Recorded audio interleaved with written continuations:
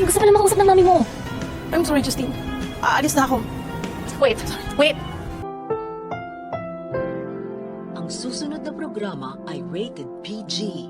Ito ay nangangailangan ng patnubay at gabay ng magulang para sa mga batang manonood.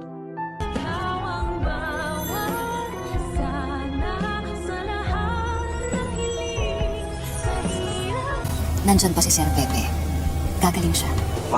Talaga nga namang hindi magpapatalo itong si Harry kay Doc Lyndon at magbibigay din ng regalo dito sa kanyang sinisinta / kapatid na si Annalyn. Hindi nga lang natin alam kung matatalbugan niya ang binigay ni Doc Lyndon kay Annalyn na kwintas na Huggies Heart. Pero teka nga lang ha, masyado naman yatang delay magbigayan ng Christmas gift ang mga batang to, samantalang bagong taon na. At naghahanda na nga ang lahat sa piyesta at prosesyon ng Nazarenong Itim. Huwag nyo sabihin sa Valentine's Day nyo isa-celebrate ang bagong taon na, hay nako naman direct, masyado na yatang delay. At napansin ko lang itong message ni Harry kay Annalyn, parang kinuha pa sa kanta ng South Border. There's always a rainbow after the rain ba naman? Hay nako naman mga writers, mag-isip naman kayo ng bagong script. Pero gayon pa man ay mapapangiti pa rin ni Harry si Annalyn na nakasuot nga no pang Santa Claus na costume. Dahil kakatapos nga lang ng performance nila ni Justin. Sa kabilang banda, magtatagpo na naman ang landas nila Robert at Lynette dahil pareho nga silang umattend dun sa party ng mga bata. Nanghihinayang si Robert dahil hindi man lang daw nakita ng kanyang tatay Pepe ang kanyang mga apo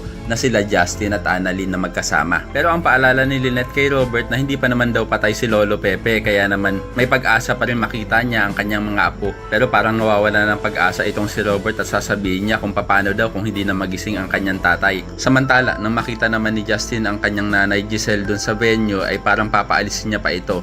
Pero mangingibabaw sa kanya ang kanyang pagkalambot ng puso at parang gusto niya na nga din makausap ang kanyang ina. Kaya naman ko isa ka rin sa mga nagnanais na sana ay tuluyan ng matupad ang wish nitong si Giselle sa Pasko na makasama niya na daw ang kanyang anak na si Justin. Ay pakilike ang video na ito and don't forget to subscribe. Thanks for watching and see you next time. Bye bye!